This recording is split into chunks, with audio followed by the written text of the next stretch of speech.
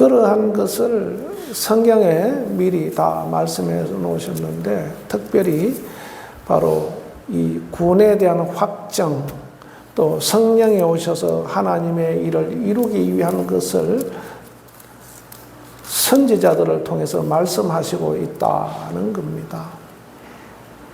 그래서 우리 믿는 사람들에게 큰 축복이 뭐냐 하면은, 하나님께서 아들을 이 땅에 보내셨고, 그래서 그 아들을 통해서 우리가 구원을 받게 하고, 그 다음에 성령을 보내셔서 우리를 지키시고 보호하시고 인도하시고, 또 하나님의 나라에 대한 소망, 영생에 대한 소망, 즉 비전을 가지게 하신 것이다는 겁니다.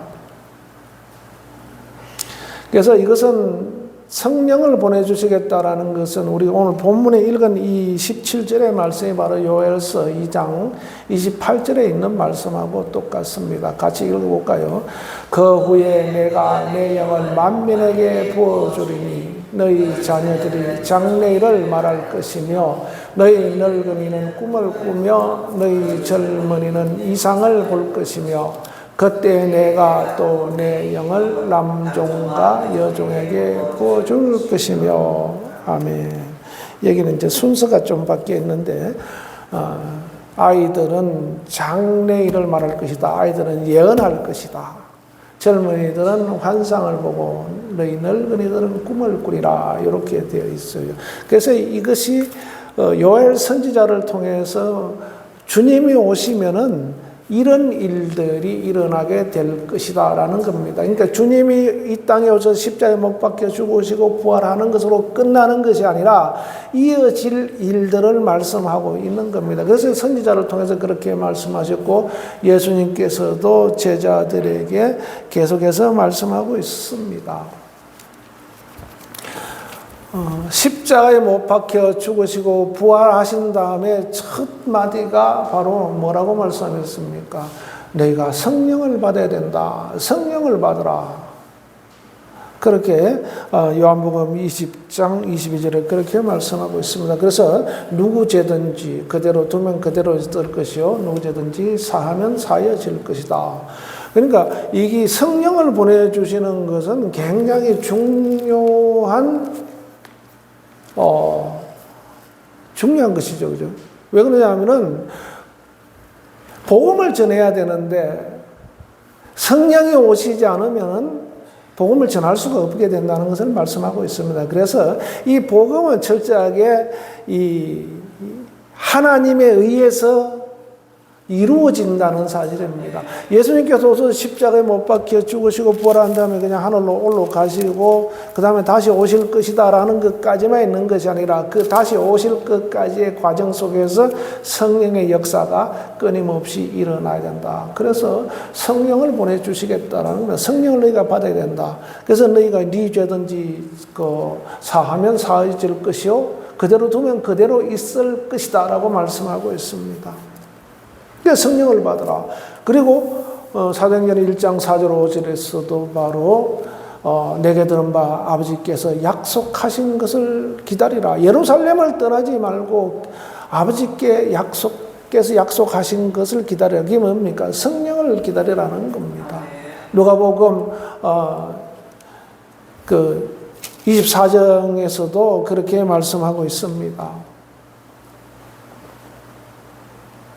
하늘로부터 능력이 입히올 때까지 이성을 떠나지 말라 하는 겁니다.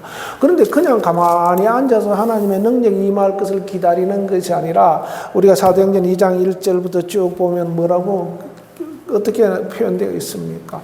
그들이 주님의 말씀을 듣고서 그들이 모여서 계속 기도하고 있었던 겁니다. 모여서 기도하고 있었어요. 그래서 그날도 120명의 예수님의 제자들이 모여서 막 기도하고 있으니까 하늘에서 급하고 강한 바람같이 휘몰아치면서 불이 혀를 날름거리는 것처럼 그와 같은 모습을 보이면서 하늘에서 성령이 임하신 것을 경험하게 되는 겁니다.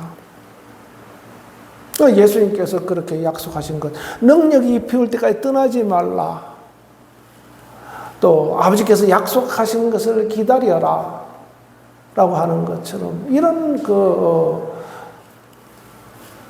약속을 따라 이제 오순절 성령 강림 사건의 역사가 일어나게 되는 겁니다. 그래서 이렇게 성령이 오셨는데 그때부터 이제 예수님의 제자들은 완전히 사람이 바뀌게 됩니다. 완전히 바뀌게 돼요. 그런데 그러면 성령께서, 아버지 하나님께서 성령을 왜 보내주셨는가? 바로 고린도전서 12장 7절에 보면은 같이 각 사람에게 성령을 나타내심은 유익하게 하려 함이라. 12장 21절에도 이 모든 일을 같은 한 성령이 행하사 그의 뜻대로 각 사람에게 나누어 주시는 것이니라. 아멘. 성령을 나타내시면 유익하도록 하기 위한 것입니다. 사람들은 구약시대 때는 하나님이 나타나셨다 그러면은 이거는 야, 나 이제 죽었구나. 왜? 하나님은 거룩하신 분이기 때문에 우리하고 이렇게 만난다, 인간하고, 죄인인 인간하고 만난다는 것 자체가 허용이 안 되는 겁니다. 이해가 될 수가 없어요. 그래서, 나는 죽었구나. 이사야 선지자도, 주님이 나타나시니까, 나 이제 죽었구나. 그렇게, 쉽게 말하면 그렇게 생각할 정도입니다. 근데, 이제는 그런 생각을 하지 아니하고 하나님에게 더 가까이 가도록 내가 너희 안에 있고 너희가 내 안에 있는 것을 알리라 그랬어요. 성령이 너희에게 임하시면 요한복음 14장에서도 보면 그는 진리의 영이라 그랬어요. 내가 아버지께 가면은 아버지께서 너희에게 성령을 보내주실 것이다. 근데 그가 오면 너희를 진리 가운데로 인도한다라는 겁니다. 그래서 너희가 내 안에 있고 내가 너희 안에 있게 된다. 그래서 그 이유가 뭐냐? 너희를 유익하게 하고 또 각각 하나님의 뜻대로 은사를 주어서 하나님의 일을 하도록 하기 위한 것이라는 겁니다. 그래서 우리가 성령을 받으면은 첫째로 우리가 생각해야 되는 것은 바로 유익을 위한 것이다라는 건 하나님을 유익하게 하고 나를 유익하게 하는 것. 그 다음에 은사를 주어서 하나님의 일을 이루도록 하신다라는 것을 우리가 생각해야 됩니다. 그래서 성령이 임했다라는 것은 누구든지 다 하나님께서 주시는 각각의 은사가 있어요. 그래서 이것을 고린도전서 12장에서 보면은 뭐라고 표현하고 있냐면은 같이 읽어봅시다. 시작. 어떤 사람에게는 성령으로 말미암아 지혜의 말씀을, 어떤 사람에게는 같은 성령을 따라 지식의 말씀을, 다른 사람에게는 같은 성령으로 믿음을, 어떤 사람에게는 한 성령으로 병 고치는 은사를, 어떤 사람에게는 능력 행함을, 어떤 사람에게는 예언함을, 어떤 사람에게는 영들 분별함을, 다른 사람에게는 각종 반말함을, 어떤 사람에게는 방언을 통역함을 주시나니. 아멘. 이렇게 각종 은사를 주신다 이 말하면, 근데 이 은사를 다 받을 수도 있지만은 어떤 사람은 이 은사를 강하게 받을 수도 있고 어떤 사람은 이 은사를 강하게 받을 수가 있고 다 다르다는 거예요.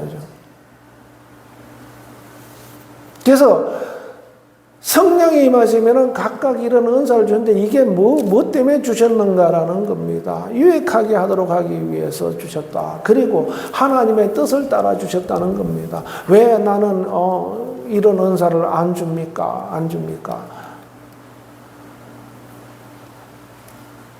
그런데 주님이 안 주실 수도 있고 주실 수도 있는데 하나님의 뜻을 따라 쓰고자 하면 주신다. 그런데 우리가 달라고 하면 다 주세요. 그죠?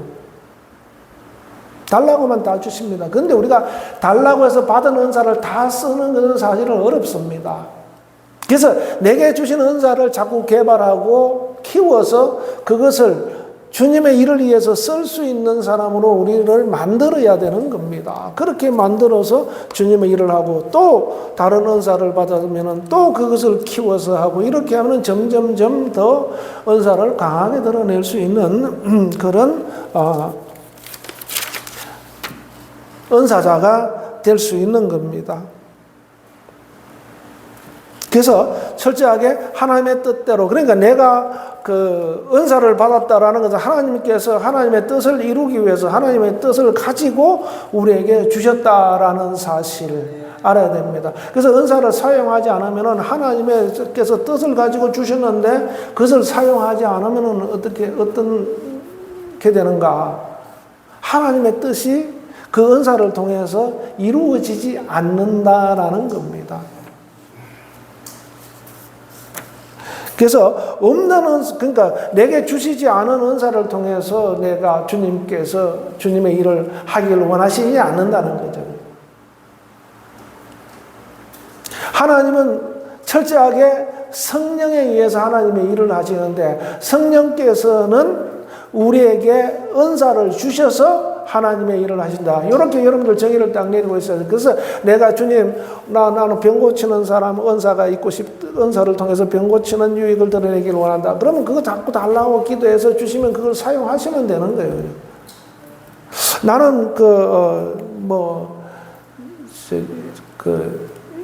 예언을 한다거나 말씀을 잘 전하는 은사가 있다. 은사를 받고 싶다. 그러면 그걸 자꾸 구해가지고 사용하면 되는 겁니다. 지혜의 말씀을 구해가지고 지혜를 쓰면 돼요. 근데 구하면은 주신다. 그래서 누가복음 11장에서도 아버지가 아들이 떡을 달라 그러고 생선을 달라 그러는데 어찌 돌을 주며 뱀을 주겠는가 하물며 세상의 아버지도 좋은 것 주는데 하나님 아버지께서 성령을 구하면 달라고 하면 주시지 않겠느냐라고 말씀하고 있습니다. 주신다는 거예요. 즉 성령이 오시면은 뭐가 온다? 은사가 오신다. 은사가 같이 온다 이 말입니다. 은사가 같이 온다. 그러니까 내가 은사를 구하는 것은 성령을 구하는 것과 같은 의미가 있는 겁니다. 내가 지혜의 말씀의 은사를 달라고 구하면 그것을 누가 주시는 성령께서 오셔서 같이 주시는 것이기 때문에 내가 그 지혜를 드러낼 때는 반드시 지혜의 말씀을 드러낼 때는 뭐냐면 성령의 역사가 일어나는 현장이다 이 말입니다. 그러니까 성령께서 너 알았다 써라 하고 탁 주고 성령께서는 이렇게 발장 끼고 모르는 척 하시는 것이 아니라 내게 지식의 은사를 주셨으면 내가 지식의 은사를 사용할 때는 성령께서 같이 일하시는 것이다 이 말입니다. 그래서 내가 주님 나에게 지식의 은사를 주세요 이 말은 지식의 은사를 가지고 계신 성령께서 내게 오시라는 말하고 같은 겁니다. 아멘. 그래서 그럼 왜 그걸 주셨는가? 유익하게 하는 건데 가장 큰 유익이 뭡니까? 하나님에게 유익이고 우리에게 유익은 하나님의 뜻을 이루는 건데 바로 복음을 전해서 영혼을 살리는 일이 바로 유익이 되는 겁니다. 내가 복음을 전하여서 어떤 사람을 구원에 이르게 한다면은 하늘에서 잔치를 한다 그랬습니다. 그래서 너희가 일한 대로 상을 주신다 그랬으면 내가 일한 대로 상을 받고 내가 행한 대로 주님께서 갚아주시는 것. 그 다음에 아버지께서는 뭡니까? 영광을 받으시죠. 그죠? 그래서 제가 자기 앞에 영광스러운 교회를 세우사 에베소 5장 27절에 그렇게 말씀하고 있습니다. 영광스러운 교회를 세우사. 영광스러운 교회는 교회를 통해서 하나님께 영광을 받으시는데 교회에 누가 있습니까? 우리가 있죠. 그죠? 우리가 뭐 해야 됩니까? 은사를 통해서 일을 해야 되는 겁니다. 어떤 사람은 섬김을 잘하는 사람이 있어요. 남들보다 특히 잘 섬기는 사람이 있어요. 그 은사가 성령께서 하시는 성령의 은사를 통해서 성령께서 역사하시는 현장이라는 겁니다. 그러면 그걸 통해서 행한 대로 갚아주시고 일한 대로 갚아주시고 행한 대로 상을 주신다. 그래서 이런 것을 통해서 우리가 뭘 가져야 되는가? 비전을 가져야 되는 겁니다. 비전, 소망을 가져야 돼요. 내가 여기서 이렇게 해서 수고를 많이 했는데, 그런데 하나님 나라에 가서 아무런 하나님 나라에 들어갈 수가 없고, 하나님 나라에 대한 어떤 소망이 없다면은 아무런, 소용이 없게 되는 것이다라는 것을 알 수가 있는 겁니다.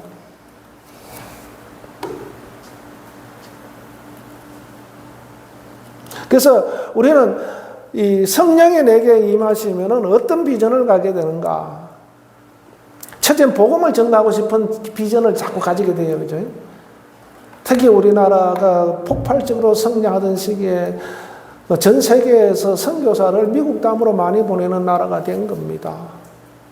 왜? 복음을 전가하고 싶으니까. 지금도 복음을 전가하는 사람들이 온 기독교인들의 마음에 뭐가 있습니까? 복음을 전가하고자 하는 그 소망을 갖고 그 열정을 가지고 있습니다. 그게 우리의 이 땅에서의 사명을 감당할 비전이죠. 그죠? 성령이 임하시면 그런 비전들을 품게 되고 그 비전들을 드러내게 됩니다. 그래서 사람은 저 사람 예수 믿나? 안 믿나? 그것부터 생각이 들고 그 다음에 어떻게 합니까? 저 사람도 예수 믿어야 되는데 이런 생각이 들게 됩니다.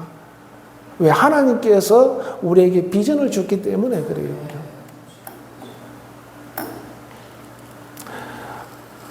마가복음 16장에서도 너는 온 천하에 다니며 복음을 전파하라. 그래서 복음을 전파하라. 마태복음 28장에서도 너희는 나가서 아버지와 아들과 성령의 이름으로 침례를 주고 분부한 것을 가르쳐 지키게 하라. 내가 세상 끝날까지 너희와 함께 하겠다. 세상 끝날까지 복음을 전가하여서 영혼을 살려라 이 말입니다. 그때까지 내가 너희와 함께 하겠다. 그러니까 주님 성령이 임하시면 그냥 성령이 하시고자 하는 일을 우리가 막 드러내고 싶어지는 겁니다. 물론 교회 안에서 어떤 사람은 목사로 부름받고 어떤 사람은 그냥 선교사로 부름받고 각각 다 틀리긴 하지만 그러나 핵심은 뭐냐 하면 복음을 드러내는 겁니다. 그런 걸 통해서 하나님께서 영광을 받으신다. 아멘. 그리고 요한복음 5장 39절 40절에 보시면은 뭐라고 말씀하고 있습니까? 너희가 성경에서 영생을 얻는 줄 생각하고 이 성경을 상고하지만은 이 성경은 곧 내게 대하여 기록한 것이라. 그러나 너희가 영생을 얻기 위하여 내게로 오려고 하지 않는다는 겁니다.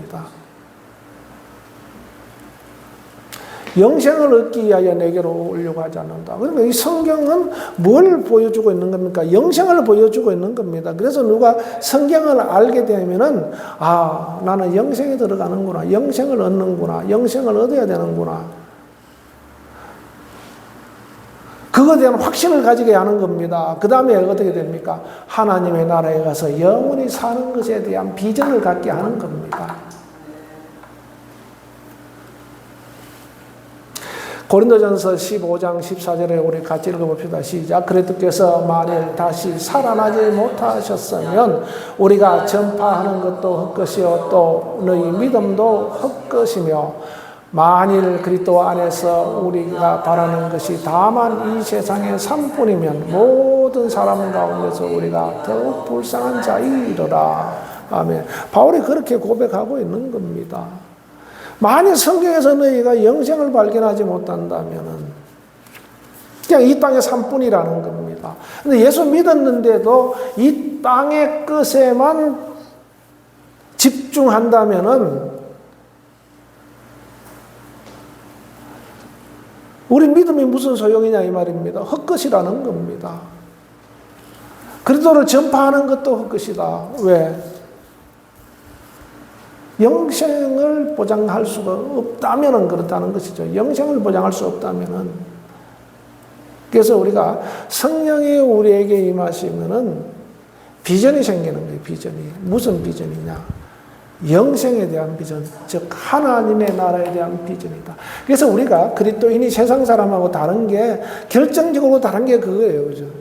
영생에 들어간다는 거. 영생에 들어간다라는 것은 죄사함을 받았다라는 거죠. 죄사함을 받았다. 똑같은 사람이지만은 하나님께서 너 죄사함 받았다라고 인정한 사람이다라는 겁니다. 그게 우리가 완전히 달라요.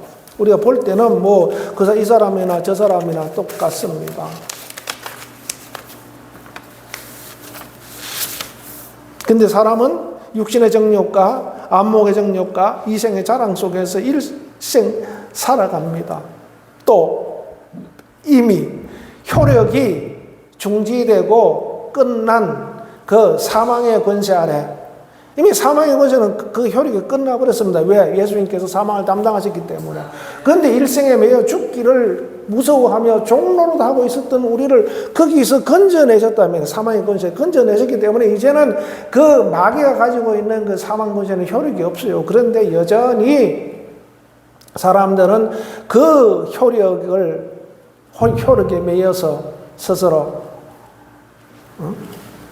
죽기를 무서워하며 살아가고 있는 겁니다. 안 죽으려고. 이 나이가 들면은 이제 그런 것이 있죠. 왜 신앙이 자꾸 떨어지니까. 그런데 우리는 끝까지 주님에 대한 그 확신, 영생에 대한 확신, 하나님의 나라에 대한 비전이 분명해야 됩니다. 이게 갈수록 굳어져야 돼요. 엘리야는 불말과 불병거를 타고 하늘로 올라갔어요. 그죠? 우리는 뭐 엘리야처럼 될 수 없다라 할지라도, 그러면 그 엘리야는 그렇게 올라갔는데, 그 어디로 갔을까? 이 말이에요. 어디로 갔을까? 예수님도 우리 보는 가운데, 그 제자들이 보는 가운데서 하늘로 올라가셨어요.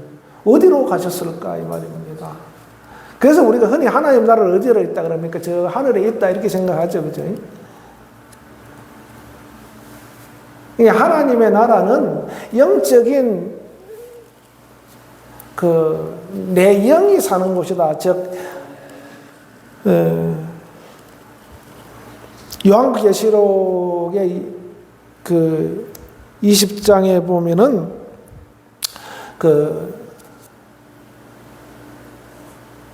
요한이 예루살렘 성을 들어갔습니다. 새 예루살렘 성 들어가 보니까 성전이 없다 그래요. 그런데 예수님만 계시더라. 즉 예수님이 성전이다라는 겁니다. 예수님만 성전이다. 예수님만 성전이다. 그러니까 우리가 예수님께로 가면은 하나님 나라 가는 겁니다.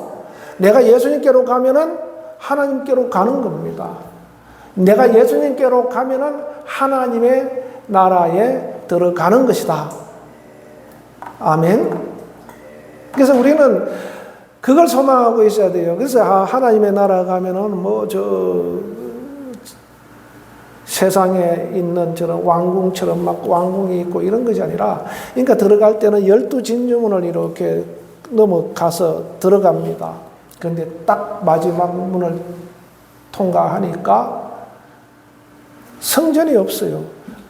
뭐 자기 생각할 때 뭐 예루살렘 성전처럼 그런 성전이 있을 거라 생각했는데 가보니까 예수님만 계시다라는, 예수님만 계시다. 그래서 거기는 요한계시록 21장에 보니까 같이 읽어봅시다. 모든 21장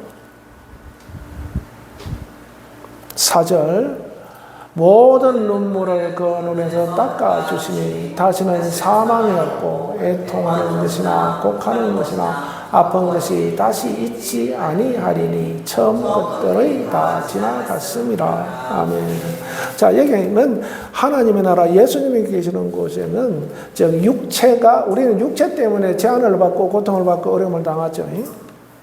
몸이 불편하면 힘듭니다. 그런데 거기는 또 마음이 상하면 어떻게 됩니까? 힘들죠, 그죠? 그래서 힘들어서 눈물도 흘리고 하는데 거기는 눈물도 없고 주님이 다 닦아주신다는 겁니다. 애통함도 없고 또 곡하는 것도 없고 또 아픈 것도 없다라는 겁니다. 그러니까 우리가 육신이 느낄 수 있는 고통들은 하나도 다 없다는, 그건 다 이전 것이라, 다 지나간 것이다 이 말입니다. 처음 것이다. 그러니까 이 땅에서 우리가 당하는 그 고통, 거기는 당하지 않는 곳이다 라는 것을 말씀하고 있습니다. 그래서 성령이 임하시면은 남종과 여종에게 부어주신다 그랬어요. 부어주신다. 남동과 여종이 부어준다는 건 남녀 구분하지 아니하고 부어주시는데, 또 어린아이와 노인이나 젊은이나 구분하지 아니하고 부어주시는데, 어린아이들은 예언을 한다는 겁니다. 하나님의 나라에 대해서 말씀을 한다는 겁니다. 그리고 젊은이들은 환상을 보는데 하나님의 나라에 대한 것을 보는 겁니다. 그리고 나이든 노인들은 하나님의 나라에 대해서 꿈을 꾼다는 겁니다. 이게 비전을 말해요. 비전.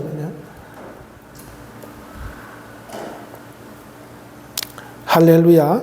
우리가 이런 비전을 우리가 가지고 있어야 된다.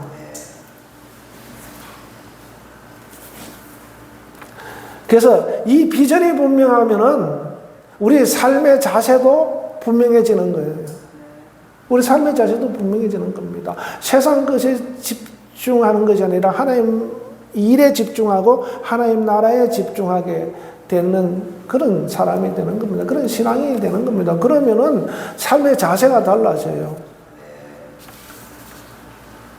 사람들은 먹고 살고, 그 마태복음 6장에서도 너희는 무엇을 먹을까, 무엇을 입을까, 무엇을 마실까 염려하지 말라. 너희는 그의 나라와 의를 구해라 라고 말씀하고 있는 것처럼, 바로 우리는 나라에 대한 비전, 영생에 대한 비전, 하나님의 나라에 대한 비전, 하나님에 대한 비전, 이것이 우리 삶의 중심에 항상 잘 세워져 있어야 됩니다. 이게 세워져 있으면은 이 세상 것은 그것을 위한 하나의 도구죠, 도구. 근데 우리가 세상을 벗어날 수가 없어요. 지금 현실에서는 같이 일을 해야 되고 또 돈을 벌어야 되고 사업도 해야 되고 다 해야 됩니다.